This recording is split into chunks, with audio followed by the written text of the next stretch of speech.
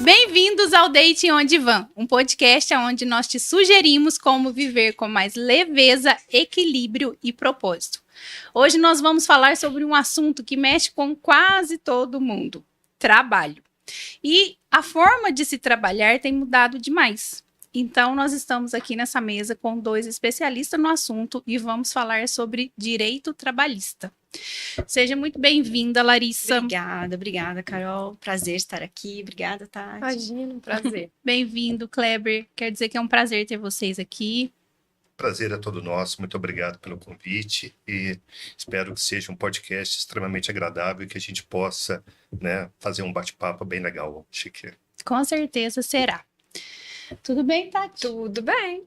Estou muito feliz. Fiquem à vontade, a casa é de vocês. Se apresentem. Quem que vai começar primeiro? Por educação, eu vou deixar as mulheres, Larissa, como sempre. Obrigada. Bom, eu sou a Larissa Amorim, eu sou advogada especialista em direito do trabalho. Já trabalho com o Kleber há 13 anos, né? Então, estamos juntos aí no escritório já com uma longa data. Embora o escritório tenha mais de 50 anos, né? Já é um escritório que faz história aí na cidade. Eu tô lá para ajudar nessa parte de prevenção, né? De conscientização aos empresários nessa relação de trabalho. Muito bem. Então, meu nome é Kleber. Meu pai que iniciou o escritório há mais de 50 anos atrás e eu já tenho essa formação acadêmica já dentro do escritório, né? Minha especialidade dentro do direito empresarial, né?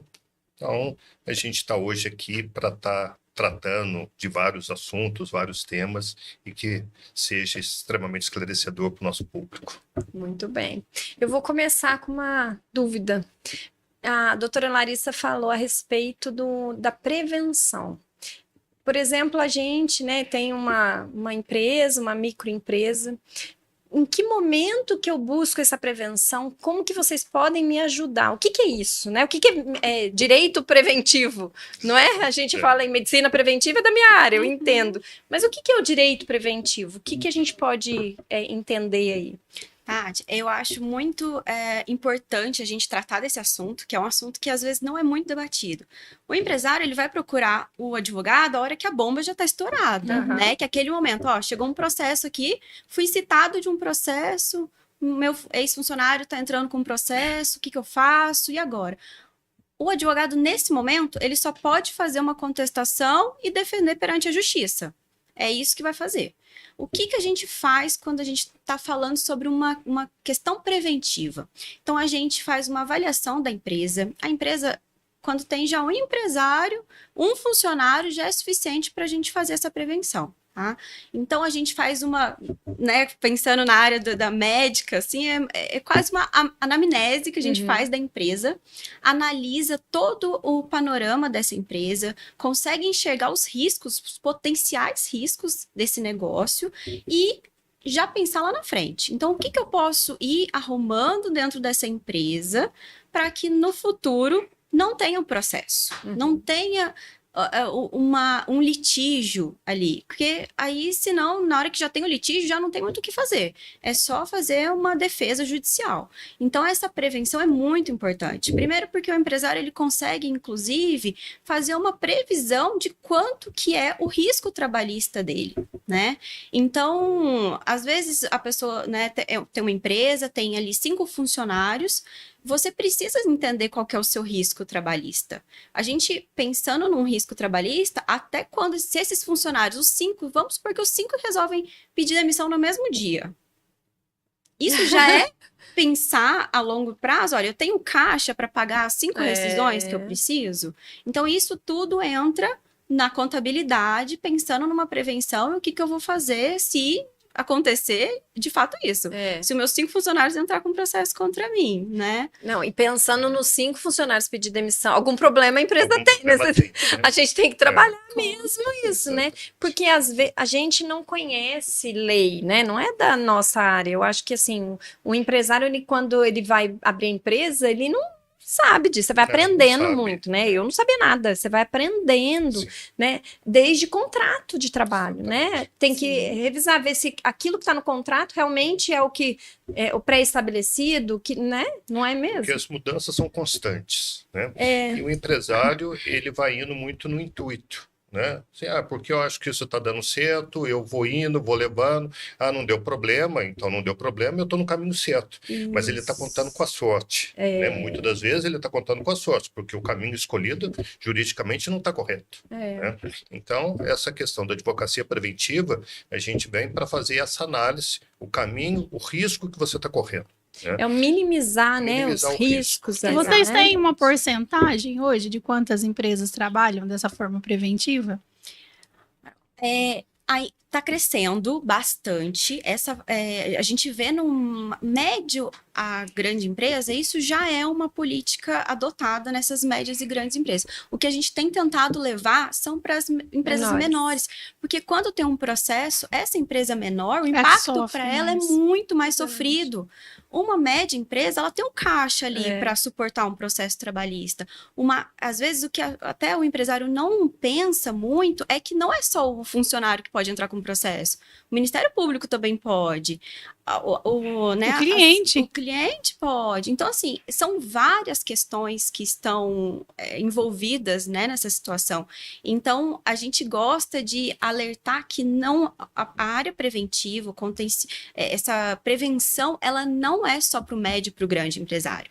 Ele é para todos os empresários. Ela tem que ser Ele feita... é para toda atividade, porque o empresário, como ele está trabalhando dentro, sem uma organização jurídica, né, ele está indo num ímpeto, num intuito, então eu não tenho problema, eu não tive processo, eu não tive nada, está tudo ok.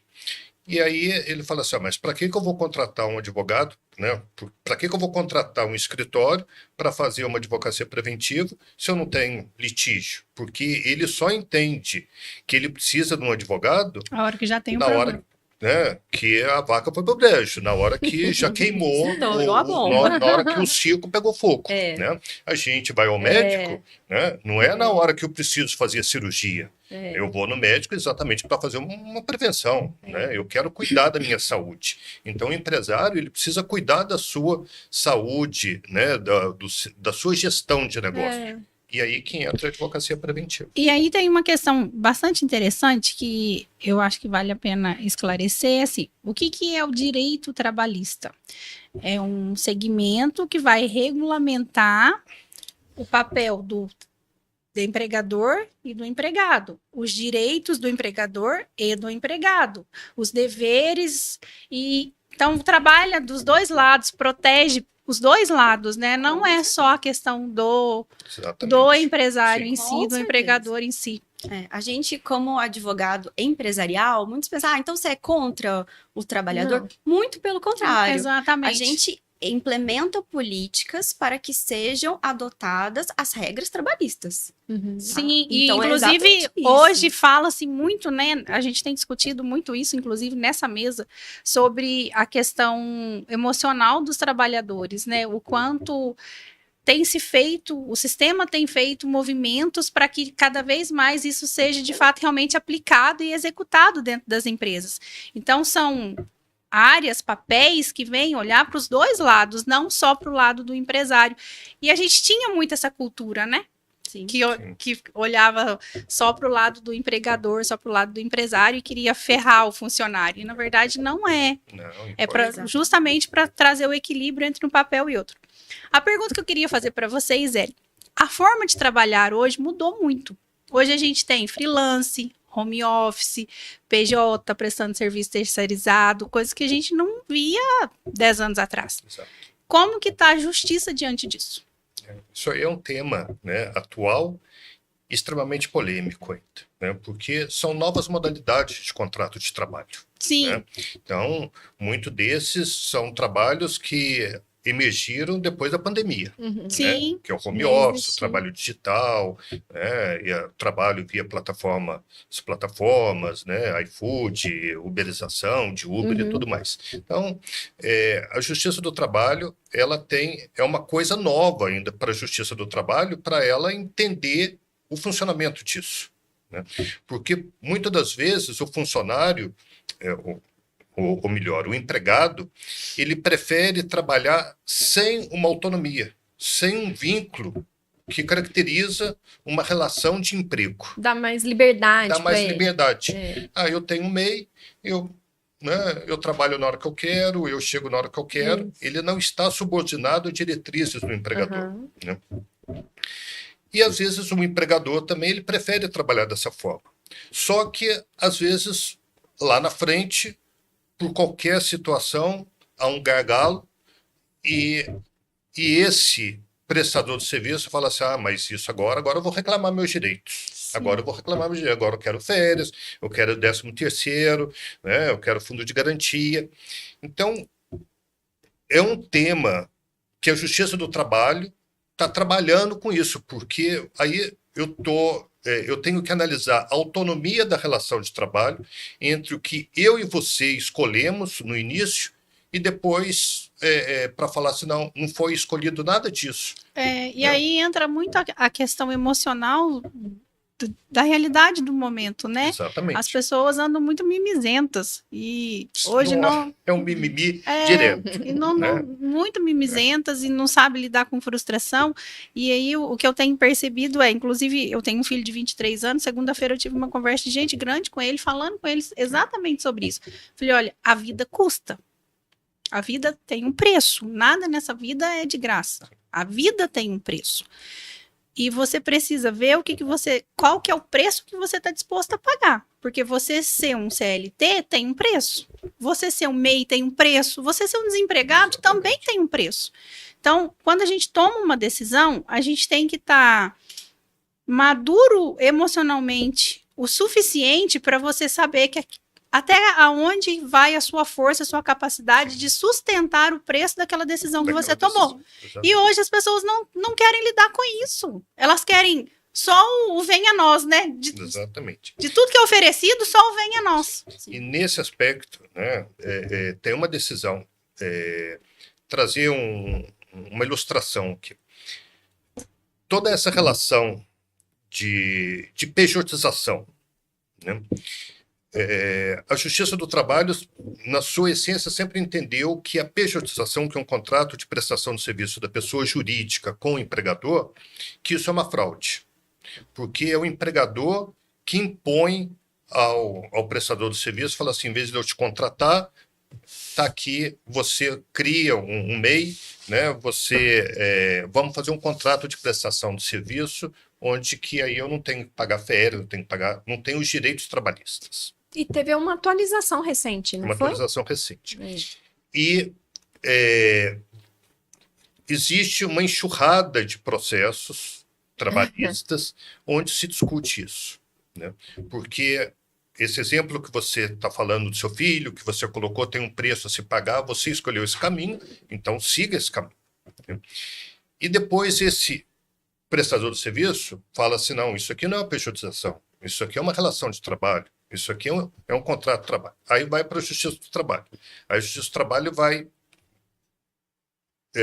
buscar entender se aquilo é uma fraude ou não é uma fraude. Quais são os critérios mesmo que relacionam com Uma relação de uma trabalho, relação de trabalho?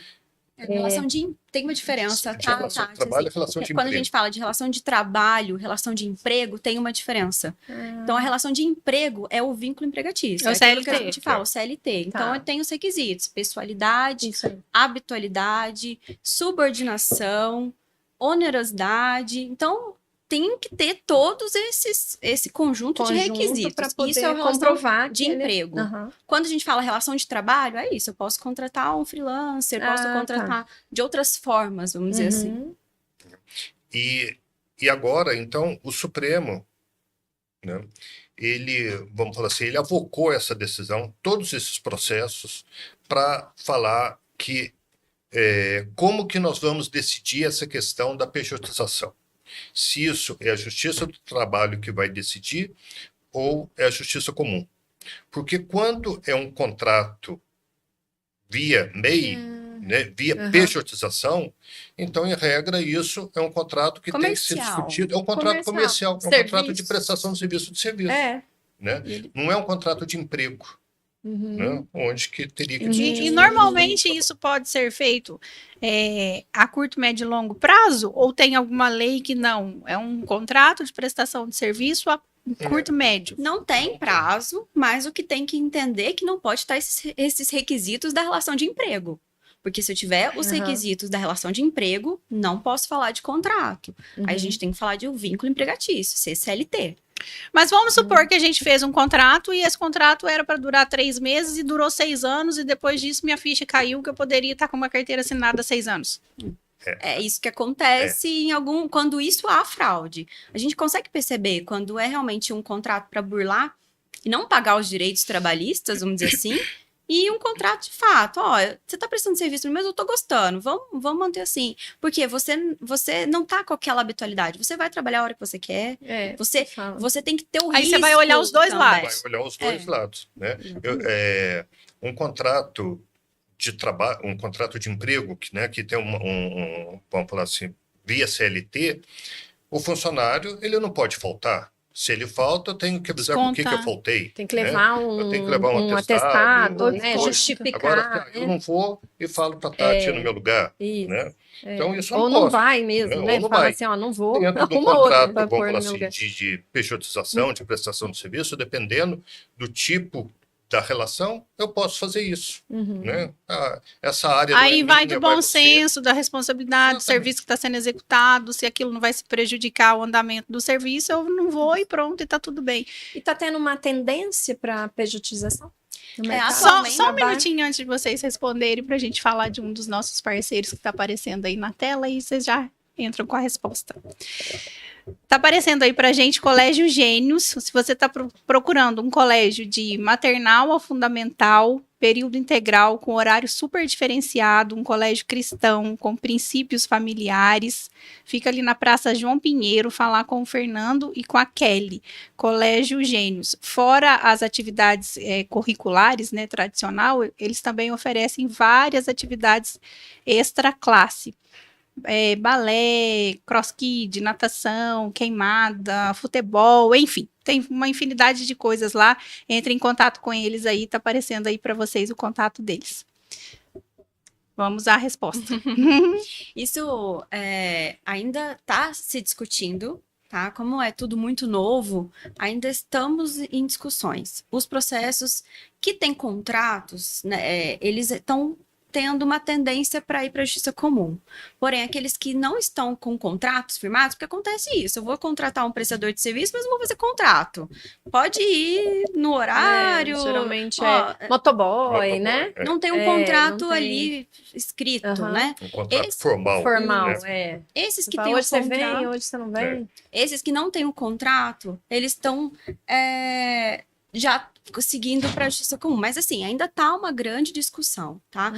O Supremo Tribunal tem suspendido esses processos até que tenha uma decisão mais firme quanto ao assunto. Para que não tenham decisões muito diferentes para cada processo, eles suspendem até que tenha uma decisão mais unânime, até que eles entrem num acordo e... Então, assim, mas esses processos continuam existindo e chegando na justiça diariamente. Chegando diariamente, né? É a grande situação, é a grande questão também das plataformas digitais, do iFood, da uberização, né? Quem trabalha com Uber, aí se entende, isso é uma relação de trabalho, é uma relação de emprego, né? O Uber me define o horário de trabalho, me define a rota que eu tenho que ir, eu estou ligado a isso ou não. Né? Então, isso é uma grande polêmica para falar assim, eu tenho meu carro, vamos falar assim, eu estou desempregado e eu resolvo trabalhar pelo aplicativo. Né? Aí depois vem se discutir, falar assim, não, mas eu trabalho pelo aplicativo, eu estou subordinado a ele, então eu quero ser contratado, quero ser registrado pelo aplicativo. E entra também a questão da má-fé, uma grande discussão. Em relação a isso, né? Porque... E o Supremo ainda está também nessa discussão, isso está até em pauta. Caracteriza ou não, né? O que se caracteriza uma relação de trabalho, né? E até uma dúvida, é orientado fazer em qualquer forma de trabalho ou serviço, eu já nem sei mais, Emprego, emprego né? ou trabalho, sempre ter um contrato. Sempre ter Ter um contrato formalizado, né? Sempre. Nunca fazer de boca. Sempre ter um contrato. Então, assim, regra número 1. Isso. Tenha um contrato, né? Uhum. Isso obviamente, quando você for fazer um contrato, o próprio advogado que for elaborar o contrato, ele já vai conseguir estabelecer se aquilo ali tá mais para uma relação de emprego ou, de fato, tá certo o contrato. E isso vai ser mais poder ser mais esclarecido para o empregado, né? Para o empresário.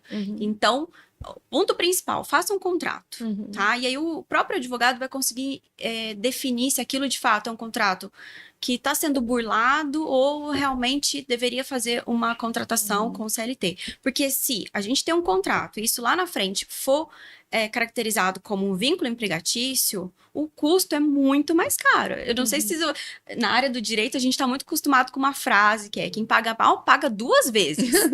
E é exatamente isso. Então, se você pagou mal as horas extras, num processo você vai ter que pagar 2 vezes, tá? Então, assim, tem várias questões que é bom realmente consultar o advogado, avaliar se de fato é para fazer um contrato ou de fato, né, um registro da CLT. E aí vocês prestam esse serviço, vocês que eu digo assim, os advogados de um modo geral, prestam esse serviço, tipo uma consulta? Sim. Vou fazer uma consulta, tiro minha dúvida, você me faz o contrato, eu te pago e não tenho vínculo com você? Ou tem a necessidade de contratar o escritório mensalmente? Depende muito do tipo, né, da contratação. Então, assim, eu quero uma consulta específica para uma situação, da mesma forma que eu vou ao médico e... Aí faz o contrato, faz a consulta. Agora, e pronto. a questão, né, que estava lá no início da conversa, da advocacia preventiva, né, que aí normalmente isso é ligado, focado para o empregador, para o empresário. E aí ele faz um contrato de prestação de serviço com o escritório vai dar toda a assessoria jurídica no seu negócio, na sua operação. Na vida. Né? Então vai analisar, né, os tipos de relação comercial, o tipo de relação de contrato que ele tem, porque às vezes até chega dentro de uma situação que é muito comum, a gente potencializa o risco. Fala assim, aqui é risco 100%, aqui é risco 80%, aqui é risco 50%. Você quer correr esse risco? Quero, mas eu corro risco sabendo do risco. Então, não tem problema nenhum, porque se a bomba estourar lá na frente, eu já sabia do risco. O que não pode é eu ficar caminhando no escuro. Então, essa é a questão da A advocacia preventiva, ela precisa de um tempo, vamos dizer assim, porque, na verdade, a gente precisa de um suporte também empresarial. Então, assim, o que é muito legal? Claro, as pequenas empresas, a gente consegue ali lidar o advogado com o empresário para conseguir fazer todo esse trabalho. Mas, pensando para uma empresa um pouco maior, de 30 funcionários, 40 funcionários, a gente... É muito legal o advogado atuar junto com o RH, com o gestor das áreas. Com a contabilidade. Né? Então, é multiáreas ali para que a gente faça um bom trabalho e que isso lá na frente não tenha os riscos. Né? Um exemplo muito legal, assim, tem um escritório, tem uma empresa que começou no escritório tem mais ou menos uns 5 anos. Ele foi porque chegou 4 citações de 4 funcionários. Saíram os 4 entraram com o processo. Aí a gente já conseguiu pontuar, olha... Vamos ver, no processo estava até muito simples ali. Então, vamos resolver o processo agora, mas vamos começar agora uma advocacia preventiva. Desde então, já tem mais de 5 anos, não teve nenhum processo mais. Então, assim, como que faz você muita explica diferença. isso?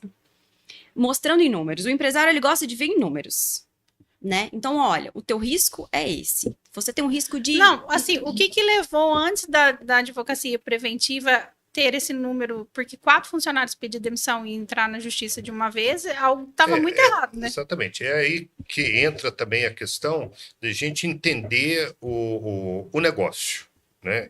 Porque cada cliente, cada empresa tem a sua concepção de negócio. Sim. Né?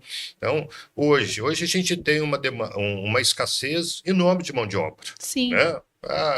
Qualquer empresa está com escassez de mão de obra. Sim, não está contratando. Não está contratando. Então, nesse exemplo que a Larissa colocou, 4 funcionários pediram demissão. Alguma coisa tem. Por que 4 pede para sair ao mesmo tempo? Né? Então, a gente tem...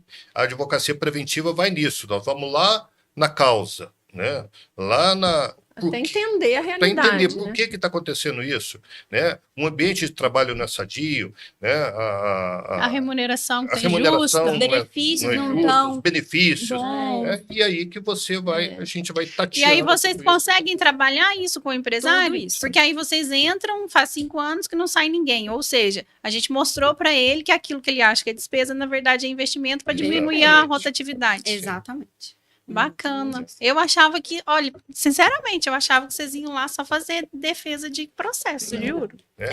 A parte mais importante do advogado é conseguir prever o risco para o empresário e para as pessoas em geral. E isso é muito bacana pro empregado também. Também, com certeza. Porque o que a gente, né, o escritório, assim, já atua dentro dessa área de direito preventivo já há décadas, né?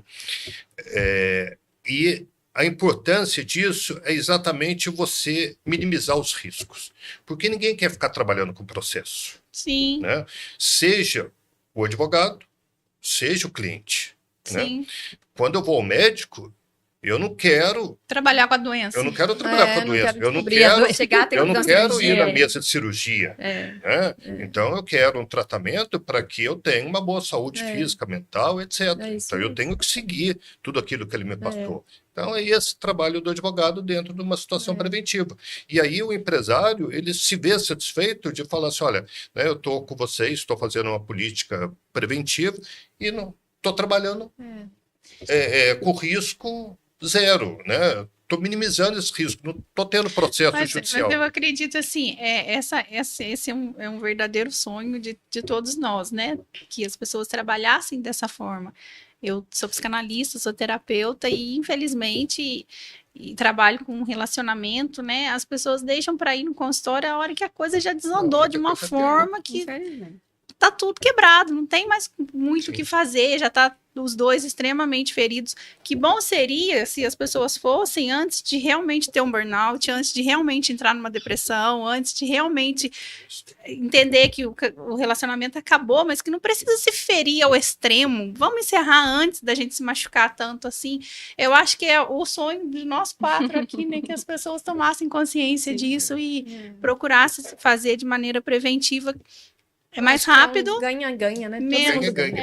É, E isso olhando... mais rápido, mais barato, mais saudável. E olhando para o funcionário, para o empregado, né, em todo o trabalho que o escritório faz com o seu cliente, que é o empregador, mas com os funcionários, né, são N reuniões que a gente faz sem o empregador com os funcionários. A gente quer ouvir Né? os funcionários. Quer ouvir os Deixa eu ver funcionários. onde que O vocês que está estão acontecendo? reclamando. Onde que está o problema aqui? É legal. Porque às vezes o empregador não Ele não sabe. sabe.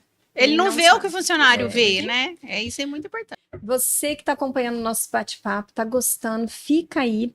Logo que a gente vai para o nosso segundo bloco, curta, compartilhe lá no canal do YouTube. Deite on Divã. Até mais.